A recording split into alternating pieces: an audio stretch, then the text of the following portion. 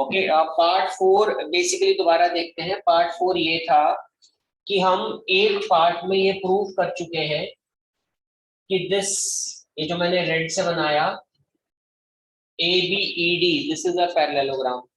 तो opposite sides parallelogram की equal और पैरेलल होती हैं, सो ए डी और बीई आपस में इक्वल हैं और ये दोनों आपस में पैरेलल भी।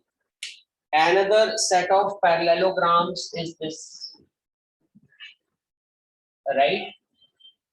तो ये दूसरा पैरेललोग्राम होने से क्या हो रहा है, सीई और बीएफ, सीएफ और बीई ये आपस में इक्वल हैं और ये आपस में पैरेलल भी है। AD is equal to BE, further BE is equal to CF, तो इसका मतलब एडी और सीएफ बराबर है। इसी तरह एडी और बीई पैरेलल है, बीई और सीएफ भी पैरेलल है, इसका मतलब दोनों आपस में भी पैरेलल है, एडी और सीएफ पैरेलल है। When one pair of opposite sides of a quadrilateral is equal and parallel both, we can conclude that it is a parallelogram. So ACFD is a parallelogram. Okay, now part 5. Part 5 में आपको prove करना है AC is equal to DF.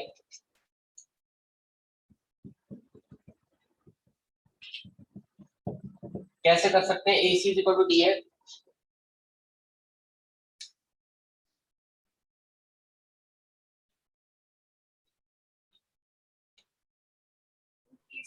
Since ACDF is a parallelogram, therefore AC is equals to DF.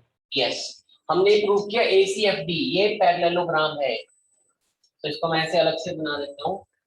सो ये हमने parallelogram prove किया है ACFD। अगर ये पैरेललोग्राम है तो इसके ऑपोजिट साइड्स तो ऑटोमेटिकली इक्वल हो जाएंगे, तो यही हमने प्रूव करना है AC is equal to DF, right? So reason सिर्फ इतना ही आएगा, since opposite sides of parallelogram are equal, so therefore AC is equal to DF. So that is part 5. Then there is a part 6. ABC is congruent to DEF. ये जो इधर एक ABC दिख रहा है, राइट, और ये जो DEF है ये आपस में कॉन्ग्रुएंट प्रूव करना।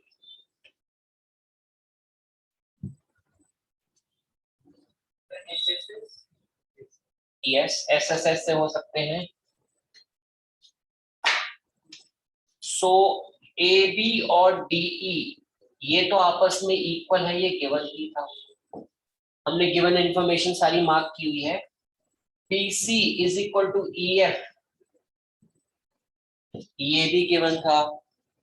उसके बाद है AC is equal to DF, ये हमने प्रूव किया है ऊपर in part 5। This is what we proved, right? So therefore triangle ABC is congruent to triangle DEF by SSS rule of congruence.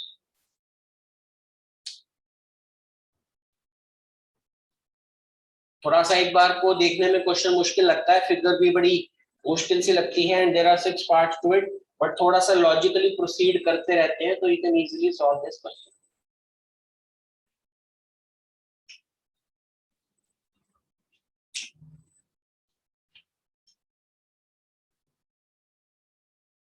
So after this we have question number 12.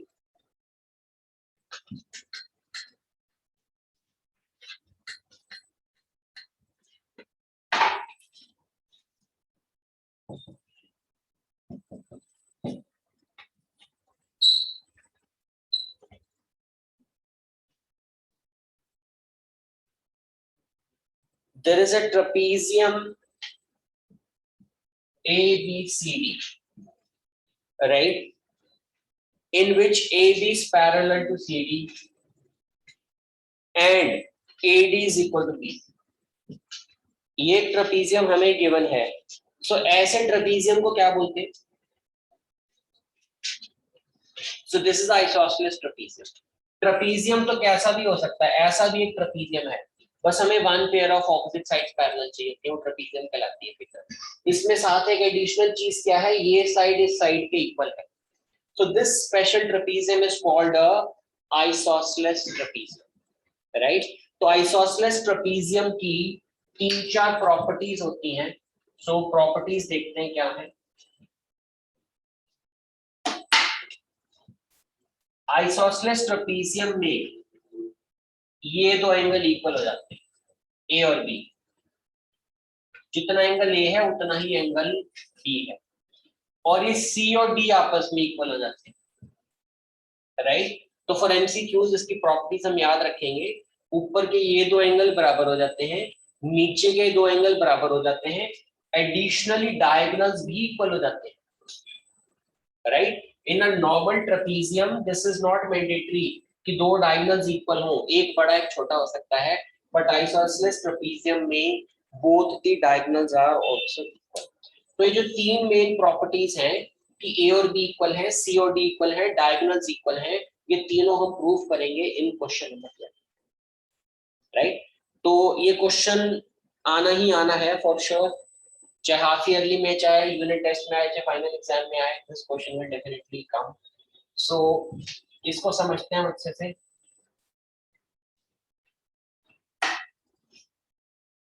There is a construction involved in this question, right? हम AB को extend कर रहे हैं, इस line को हमने extend कर दिया, इसके अलावा जो साइड AD है इसके पैरेलल एक लाइन बनाई है पासिंग थ्रू C, C से पासिंग एक ऐसे लाइन बनाई है which is parallel to this line AD, right? और इस पॉइंट ऑफ इंटरसेक्शन को हम E बोल सकते हैं।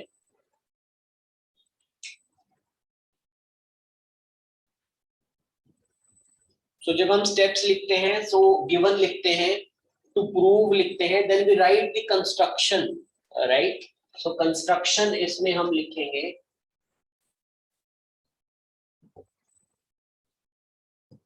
Through C draw a line parallel to AD, extend AB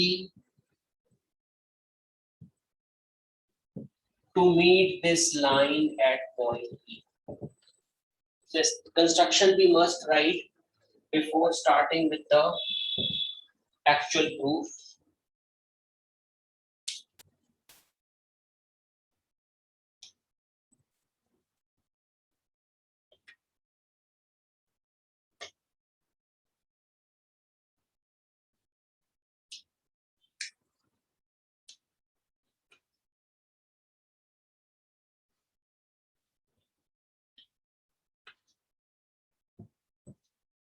Now AD is parallel to EC by construction,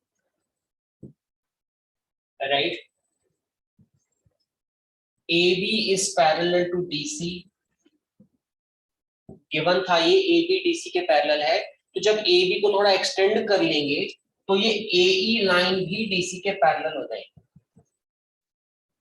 AB तो given थी parallel DC के, हमने AB को एक्सटेंड कर लिया था टिल पॉइंट E, तो we can also say that AE is parallel to DC, right? तो क्वाड्रिलैटरल ADEC के बारे में हम क्या कह सकते हैं?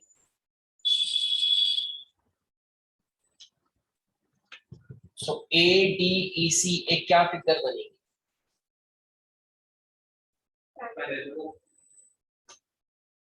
Yes, parallelogram.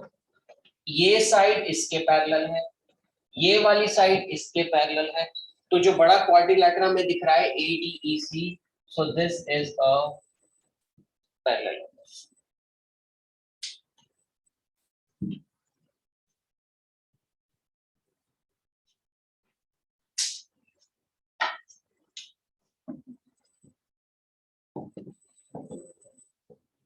तो इसका मतलब AD is equal to EC हो गया, opposite sides of a parallelogram are equal.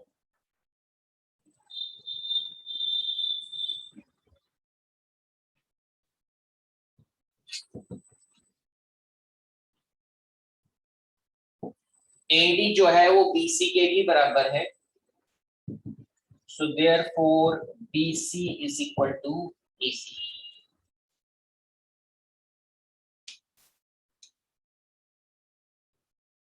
यानी कि ये जो ट्राइंगल यहां बनाया है इसमें ये BC और ये EC दोनों इक्वल हैं, और in other words this is isosceles triangle, right. किसी को इस स्टेज तक कोई भी doubt?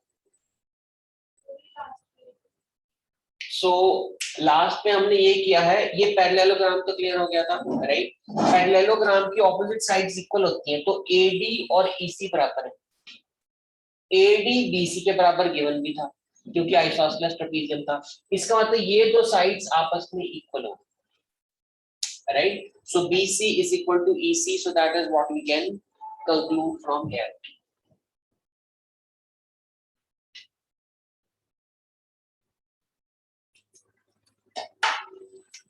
So therefore angle CBE is equal to angle E। Angle E हम इसको कह रहे हैं क्योंकि और कोई एंगल ई इस क्वेश्चन में सिग्निफिकेंट नहीं है। बाहर की तरफ जो कोई एंगल सी होगा, so that we don't require in this question, तो उसको हमने सिर्फ एंगल ई बोल दिया और इसका पूरा नाम लिखा विच इज CBE।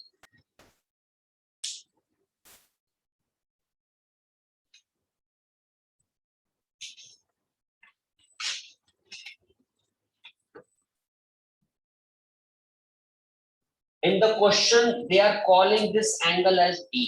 इस वाले को क्वेश्चन में लिखा prove that angle A is equal to B, ये एंगल A है।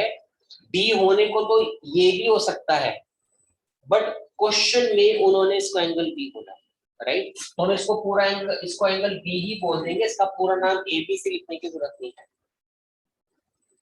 Now angle A plus angle E,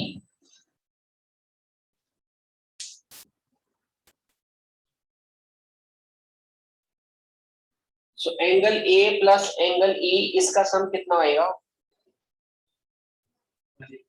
180, क्योंकि पैरेललोग्राम है।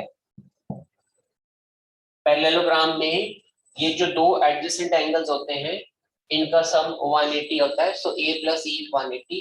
तो हम लिख सकते हैं A is equal to 180 minus E।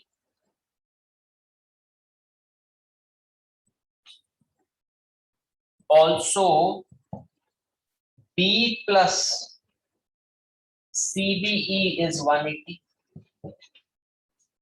ये दोनों एंगल्स लीनियर पेयर बनाते हैं, राइट। सो इन दोनों एंगल्स का सम 180 है। रीजन हम लिख सकते हैं linear pair.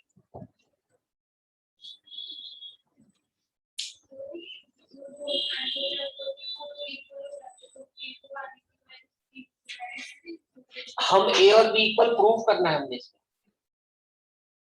Isosceles property, isosceles trapezium की प्रॉपर्टी है, बट यहाँ पे हम वो सारी प्रॉपर्टीज प्रूव कर रहे हैं this particular question. So angle B is equal to 180 minus CBE।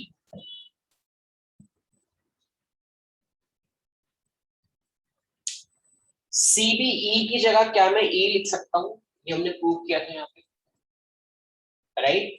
So this is 180 minus angle.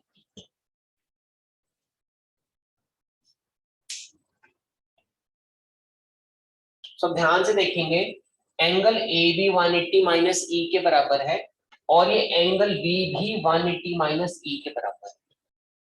दोनों ही एंगल्स 180 माइनस ई के बराबर हैं, so we can conclude that angle A is equal to,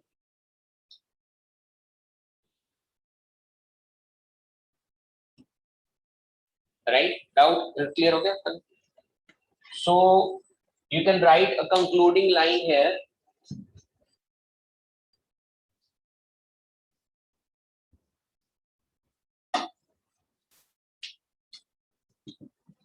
Therefore, angle A is equal to angle B. Each is equal to 180 minus angle. So that is part 1. Now we have to prove the part 2. Yeah. वो इससे पहले जो step था वहां पे हमने लिखा था CBE और E बराबर है, ये प्रूव किया था, है ना। तो इसलिए ये CBE की जगह हम E लिख सकते हैं।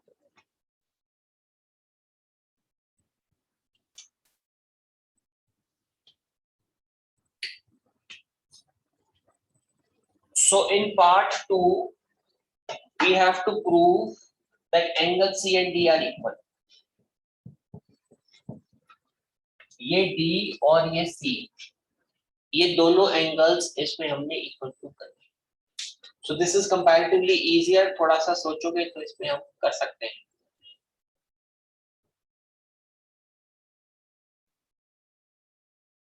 ट्रेपीजियम की बेसिक प्रॉपर्टीज करेंगे। Yes Sir, angle C would be equal to angle E. this C is equal to E. Yes, sir. Okay नहीं ये बराबर नहीं होगा। सर जो नहीं, ट्राइंगल सर में मुझे सर B और एंगल है, अभिमन्यु आप बोलो पहले। सर वो जो एंगल B के साथ वाला जो एंगल C है। हाँ ये तो B के साथ ये है, यस ये सर। दोनों तो इक्वल हैं, 1 and 2 are equal to each other, ये हमने प्रूव किया था।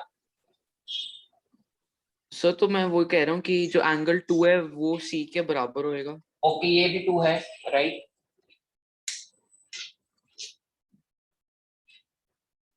सर और हम E और D को इक्वल प्रूफ कर चुके हैं, तो आ जाएगा। E और D को इक्वल प्रूव कर सकते हैं। ओके इसको ऐसे देखते हैं हम।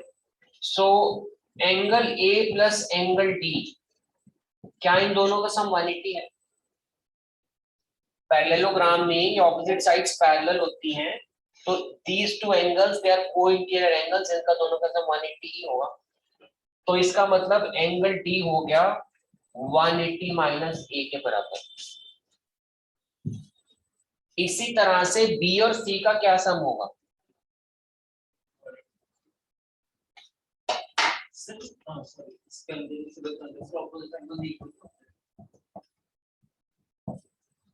ऑपोजिट एंगल्स इक्वल पैरेललोग्राम में होते हैं जिसे trapezium. So B plus C is 180 co-interior angles, right? So C हो गया 180 माइनस B के बराबर। तो B की जगह अब हम एंगल A लिख सकते हैं, क्योंकि हमने थोड़ी देर पहले पार्ट 1 में प्रूव किया था A is equal to C, A is equal to B, right. Angle A और B बराबर हैं, तो यहाँ पे B की जगह A लिख दिया। अब ये इक्वेशन नंबर 1, ये इक्वेशन नंबर 2, इसके राइट में है 180 माइनस A और इसके राइट में भी है 180 माइनस A। इसका होता है दोनों के लेफ्ट बराबर है, इसका तो D जो है C के बराबर, right. So from 1 and 2 angle C is equal to angle D। वो भी तरीका हो सकता था, आई थिंक जो आप कहना चाह रहे थे उस टाइम, ये D एंगल इसके बराबर होगा 1 के, और ये C भी 1 के इक्वल आप प्रूव कर सकते हो। So I think you are trying to do it that way, तो वो भी हो सकता है।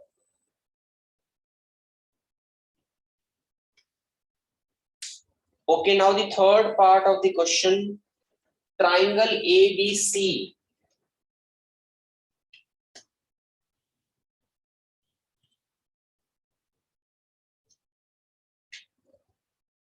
So AB बेस पे फॉल करने वाला एक ट्राइंगल है, ये triangle ABC। This is congruent to triangle BAD। AB base पे ही दूसरा ये ट्राइंगल फॉल करता है, तो इस AB बेस पे जो दो ट्राइंगल्स हैं, राइट, उन दोनों को आपने कॉन्ग्रुएंट प्रूव करना। सो अब देखेंगे उन दोनों को कैसे कॉन्ग्रुएंट प्रूव कर सकते हैं। यस ऐसे ऐसे हो सकते हैं।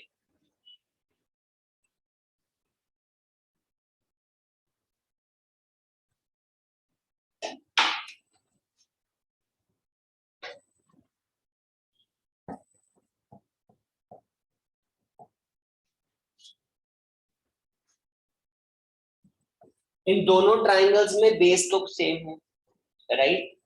ये एंगल ए और ये एंगल बी, इन दोनों के इक्वल प्रूफ किया। और ये क्या, साइड एडी और ये साइड बीसी, ये दोनों इक्वल है, राइट? ये आइसोसेलेस ट्रेपेजियम दिया हुआ था, तो ये साइड इस साइड के बराबर है, right? So therefore side angle and then side, side angle side से दोनों ट्राइंगल्स कॉन्ग्रुएंट होंगे।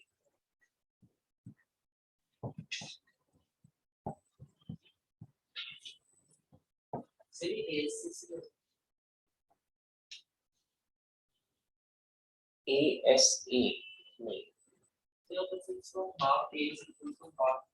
हाफ पता नहीं है कि नहीं ना, ये जरूरी नहीं है दोनों इससे बराबर होंगे, right? So we can't say ASA से होगा कि नहीं होगा। सो AB is equal to BA common, angle A is equal to angle B, so that we have proved. And the third thing is BC is equal to AD. We should write B here.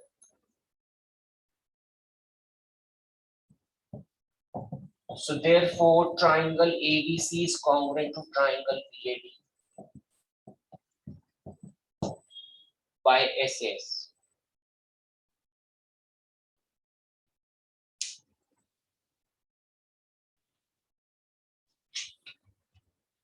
The fourth part of the question is you have to prove AC is equal to BD. Yeah. So therefore, AC is equal to BD by CPC. So इससे prove होता है कि diagonals of isosceles trapezium are equal, right? तो A और B equal होते हैं, C और D equal होते हैं, और तीसरा डायगोनल्स इक्वल होते हैं। तो तीन प्रॉपर्टीज हमने इसमें प्रूव करी और ये हमने याद रखनी है, especially for 1 marker questions. So after this we have the midpoint theorem. So midpoint theorem is used here in 9th class and again in 10th class.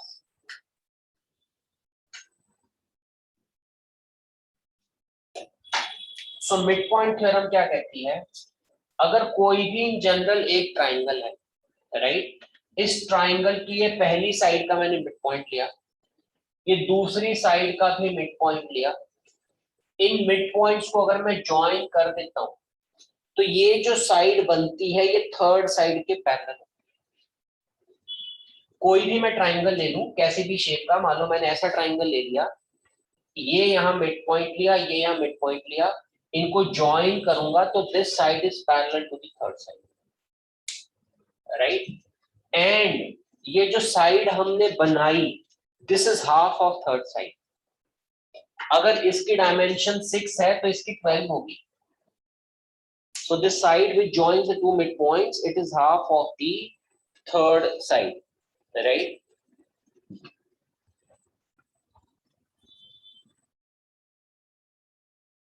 So इस midpoint theorem को हमने prove करना है।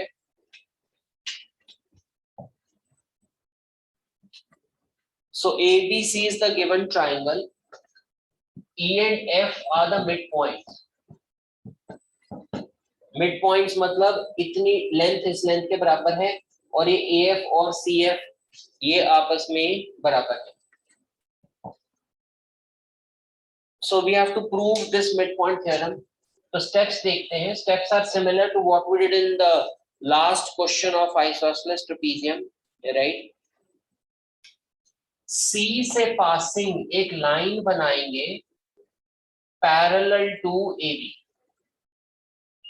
पिछले क्वेश्चन में भी हमने यही किया था कि C से पासिंग एक लाइन बनाई थी which is parallel to the line AB, और इस लाइन को एक्सटेंड करें। अब ये क्वेश्चन प्राइमरीली 2 स्टेप्स में होगा। फर्स्ट स्टेप में हमें AEF ट्राइंगल को कॉन्ग्रुएंट प्रूव करना है CDF के, that is step 1 in this question। और सेकेंड स्टेप में BCDE को पैरेललोग्राम प्रूव करना।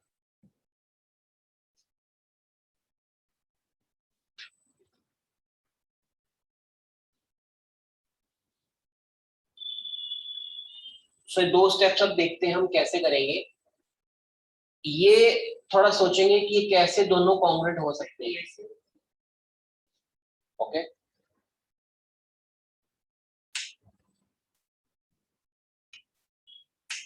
बाय कंस्ट्रक्शन हमने ये लाइन इसके पैरेलल बनाई, so that you have to keep in mind.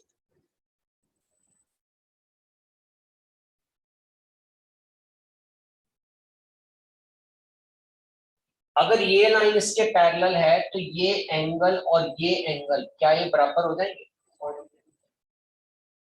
Right, ये ऐसे दो लाइनें जा रही हैं और ये ऐसे ट्रांसवर्सल है, तो ये एंगल राइट इस एंगल के बराबर होगा, ए और सी ये बराबर हो जाएंगे। राइट, क्या ये दो एंगल हो जाएंगे वर्टिकली ऑपोजिट एंगल्स? ये साइड इस साइड के इक्वल दी हुई है ऑलरेडी, तो एंगल साइड एंगल से ये दो ट्राइंगल्स, एक ये वाला और एक ये वाला, सो ये दो ट्राइंगल्स आपस में कॉन्ग्रुएंट हो सकते हैं। या हम EF और FD को इक्वल प्रूव नहीं कर सकते? वो हम EF को हाफ ऑफ BC ले सकते हैं। नहीं, वो तो हमें प्रूव करना है EF is half of BC। Yes sir, वो हमें प्रूव करना है, वो हम एज्यूम नहीं कर सकते। गिवन इंफॉर्मेशन में सिर्फ इतना है कि इन दो साइड्स के बस मिड पॉइंट्स दिए हुए, प्रूव ये करना है जो साइड बनती है इसके पैरेलल होती है और इसकी हाफ भी होती है। So this is what we have to prove. So now considering these two triangles, triangle AEF and CDF,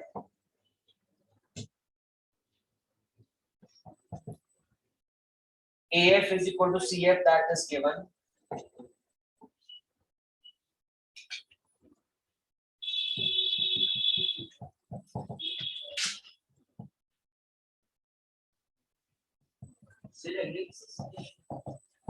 Yeah, this is a part of the next exercise.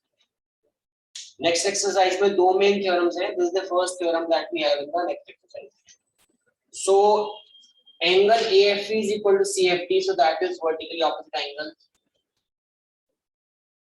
and angle EAF is equal to angle DCF.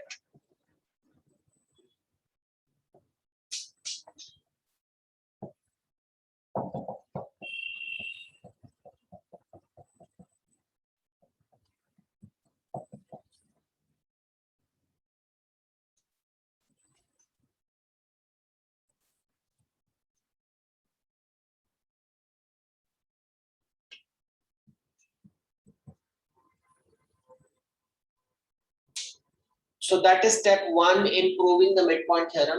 हमने ये दो triangles congruent prove करने थे, वो हमने कर लिए। Right, अब स्टेप 2 करेंगे, BCDE को पैरेललोग्राम प्रूव करना है। BE and CD are equal parallel. Okay, हाँ ठीक है।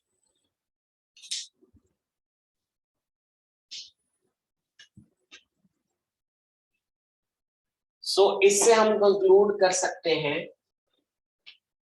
कि AE is equal to CD by CPCT.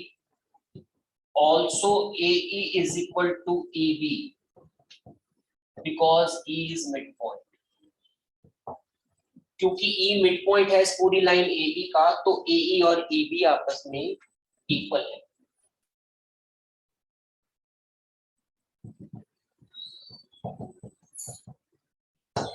So therefore CD is equal to EB. Also CD is parallel to EB by construction. हमने जो शुरू में कंस्ट्रक्शन करी थी, लाइनें पैरेलल बनाई थी, तो इसके बाद थ्योरम जो 8.8 थी वो थ्योरम लिखी जाएगी।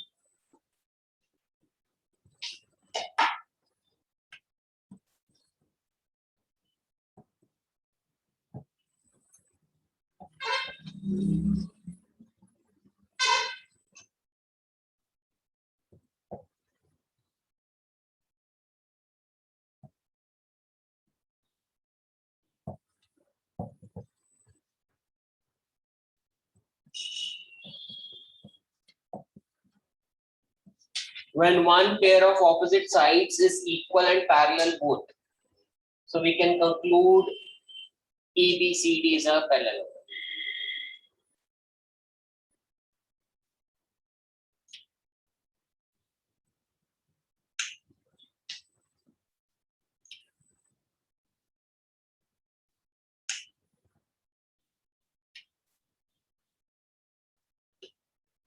So therefore, ED is parallel to BC और EF is parallel to BC. जब ED पूरी लंबी लाइन BC के पैरेलल है तो ED का एक हिस्सा यानी EF जो है EF भी BC के पैरेलल है, राइट? ये मिड पॉइंट थ्योरम कई जगह यूज होगी, so we must be very clear. जो मिड पॉइंट थ्योरम होती है उसमें दो मिड पॉइंट्स दिए होते हैं, उनको आपस में ज्वाइन करते हैं तो जो लाइन बनती है वो तीसरी के पैरेलल होती है, हाफ होती है. अभी कॉन्वर्स ऑफ मिड पॉइंट भी आएगा, right? So mid point theorem में just remember we talk of two mid points. So EF is parallel to BC. अब इसमें ये भी प्रूव करना है कि EF is half of BC.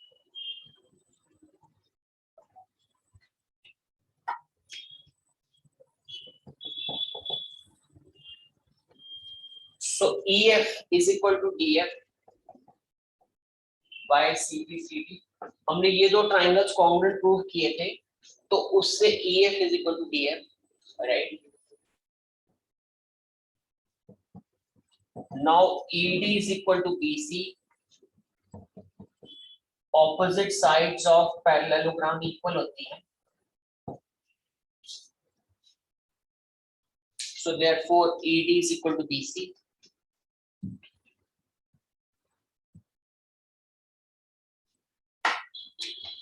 ED की जगह ये हम EF और FD लिख सकते हैं.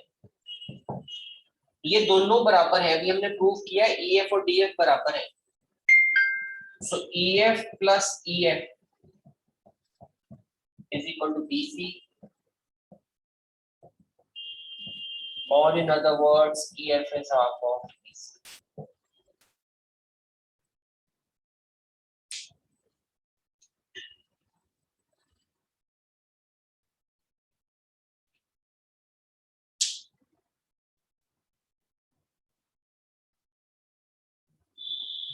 किसी को डाउट इस थ्योरम में?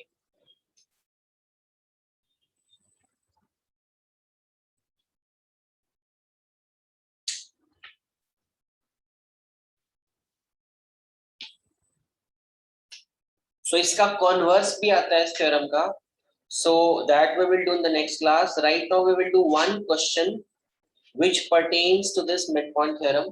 So this is example 7.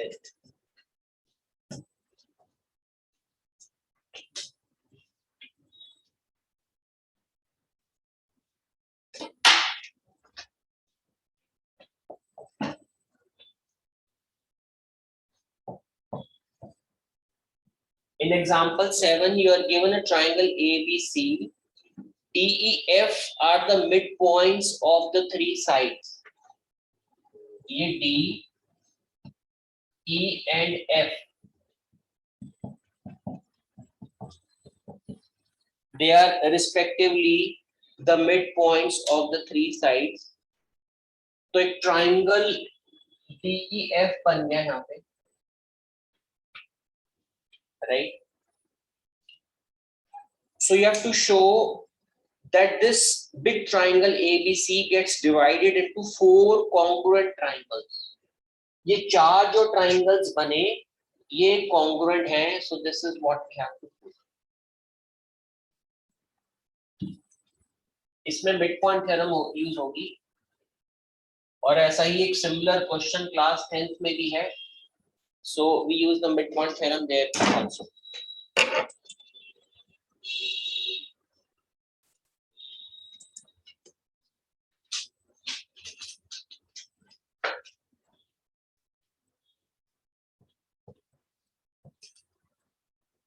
Mid point word जहां भी आएगा उसके आते ही आपको मिड पॉइंट थ्योरम रिकॉल होनी चाहिए कि हाँ ये यूज हो सकती है।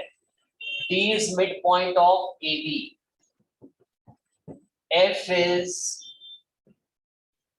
midpoint of AC, right? So therefore DF is half of BC and DF is parallel to BC. Mid point theorem यही है कि दो साइड्स के मिड पॉइंट्स लेते हैं उनको ज्वाइन करते हैं तो जो लाइन बनती है वो तीसरी साइड के पैरेलल होती है और उसका हाफ भी होती है।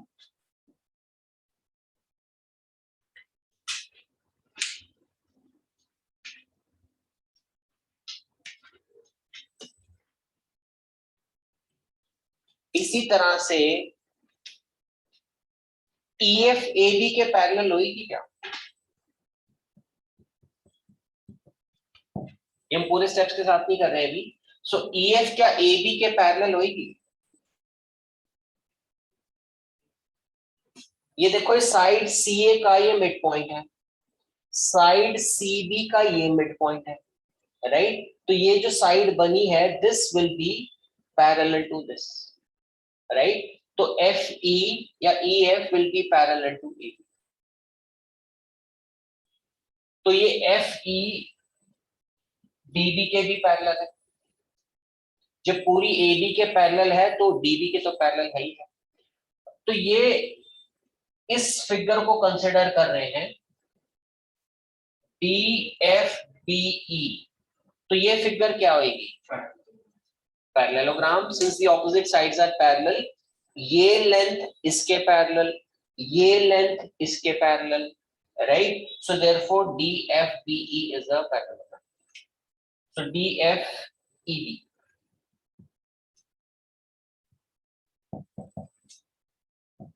उसमें DE इज द डायगोनल,